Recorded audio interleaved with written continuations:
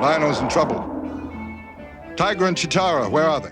So my friend and fellow YouTuber Thomas, who runs LioConvoy Reviews, decided to send me a package in preparation for our eventual Thundercats Redux feature that we're working on.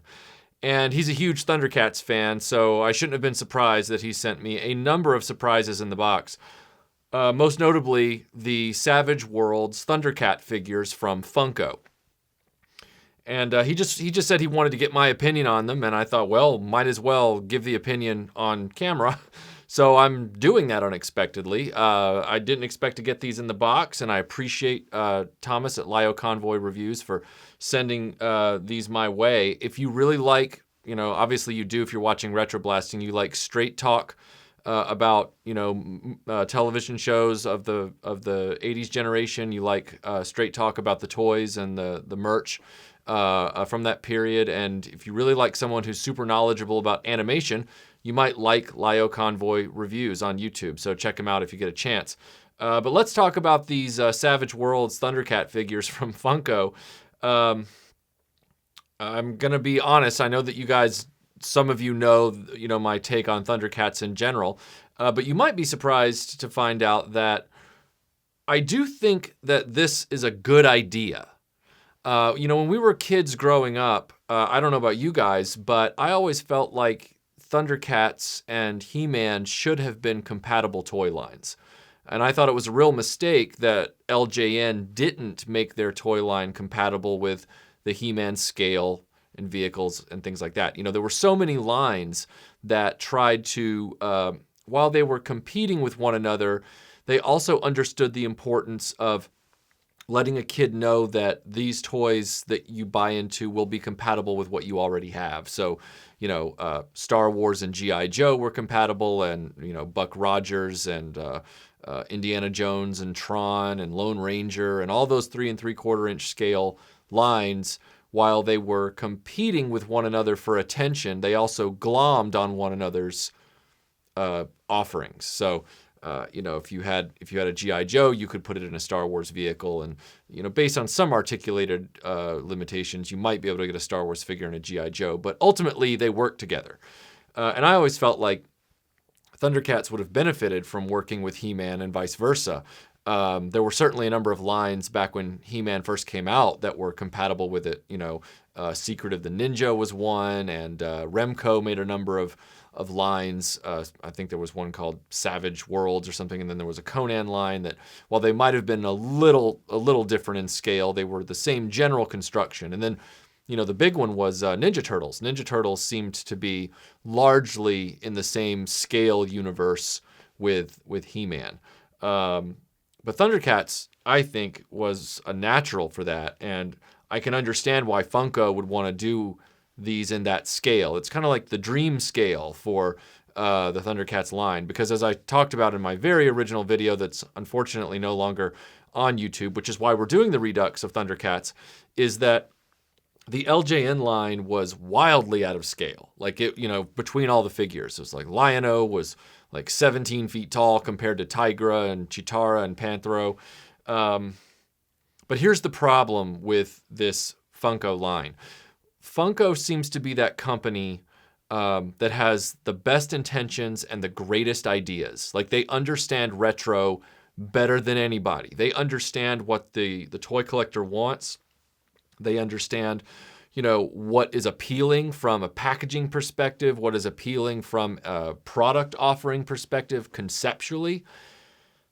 But Funko has a real elephant in the room that the internet is starting to talk about, and it's quality control.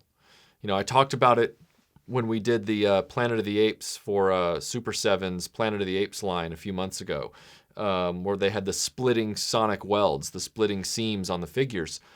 This is apparently a lot worse than that. There's a lot of people who can't get these Savage World figures without one broken leg. And apparently Panthro is one of the big problems in that area. Panthro's legs seem to snap off all the time in this line. I found a Joker the other day, Savage World's Joker, at Target, and the leg was popped off in the bubble. So when I pulled these out of the box, I was out of the card backs, I was really ginger with them, and I noticed right away that the legs they're too tight around those ball joints and they don't want to move. And I know from seeing the photos online, if you try and work those legs at all, those ball joints are going to break right off. And so really what you end up with, and here's the thing, unlike the Funko Pops that I loathe beyond all reckoning and all redemption,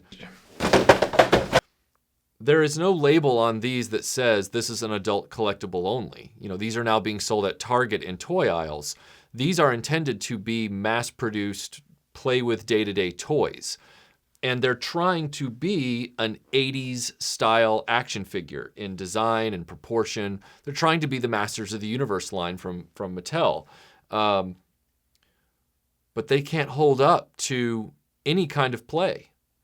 They are still essentially little statues for Gen X adults to collect. I didn't move these legs an inch. I didn't move them a millimeter because you can feel the tension. They're not going to move, and if you try and force it, they will break off. I mean, it's that problematic. It's a shame because overall, they look very much in the vein of the He-Man style. They look like the characters they're supposed to look like, but they also look like the He-Man look. And I feel like it is a near miss. It is such a, they're so close. Funko is so close to being that toy company that we want back. They really are. I mean, like I said with the Planet of the Apes review, the packaging looks great. The figures are getting there, but the quality control, which is essential for this kind of thing, is just not quite there yet. And these are a poster child for that. They look great, but start moving them around, start putting action into your action figures with Funko, and they break and they fall apart. And at $9.99 or $14.99 a figure, or whatever it is, that's not good. That's not good. They look really good next to the vintage Mattel He-Man figures. They are very much not the LJN Thundercats of the past. They're not all wildly out of scale and everything like that. The LJN Thundercats look great on display, but there were always those scaling issues, and they also weren't compatible with any other toy line. It was still, you're in Thundercats world. You can't interact with the Silverhawks. You can't interact with He-Man. That's it. You're locked in, unless you were one of those kids that didn't mind mixing scales, which my OCD just wouldn't let me do it. I couldn't get there after a certain point. Unless it was Mask and Transformers, because that seemed to work out, minus the fact that their vehicles were too big. But I'm going off on a tangent. So, point being, they're so close. They're tantalizingly close to being what a retro toy line needs to be, what a toy line needs to be. So many of these companies have forgotten what it is to make a toy line. They've catered for so long to everything they think is adult collectible that they've lost the magic.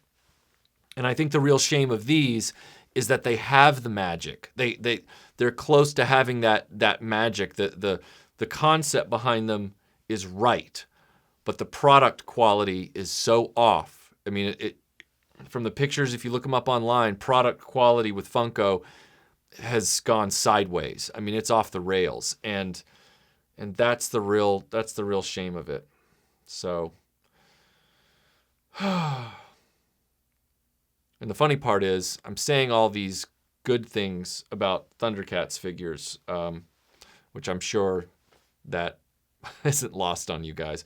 But like I've said, I've always been objective here on this channel, and I see the intent behind this line.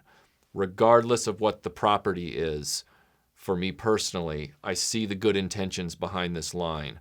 And I hope that Funko gets there with their quality control. And I hope they publicly announce it, because it would be great for them to come out and say, we have fixed the quality control issues with this line, and we have put a little stamp on the card backs to say, hey, you can safely buy this run of them now. Because I really hope that these figure designs, Mumra, Lion-O, Panthro, and Slithe, and then there's a wave 2 they've intended with Tigra and Chitara, and I believe Monkey and Jackalman. I really hope that all of these figures come out with robust quality control so that they actually can be posed and, you know, their legs can be moved safely without snapping off. It would be a shame not to, because this would be a really great looking group of figures for your shelf. This would be a great looking group of figures. And they'd be, you know, a dang sight more affordable than the LJN, and they could integrate into your He-Man and Remco vintage lines in your collection, which would be awesome. You know, these guys sit, you know, standing next to like Sunman and, you know, Galaxy Warriors and all that kind of stuff. I mean, that would really be cool. And I mean, technically you could buy them now and then just hope they stand up, because you can't move the legs without them breaking. But I don't think any buyer deserves that. I don't think you need to be buying something at $14.99 hoping that it doesn't break because of an accident or falling off a shelf, you know, or whatever, on first go around. So they're close. You guys are close. Just Funko, just push it a little more. Get that quality control in there, and I swear you can run circles around Hasbro and Mattel. You know, if this recent thing with DC is any indication, you know, the big two, they're losing ground as far as, you know, engaging product and everything like that. Funko, you could be the savior of toys, physical toys. You could be the savior of the action figure. Just get your house in order. Get your quality control straight. Make it a thing. Please. And stop selling those Funko Pops. They suck.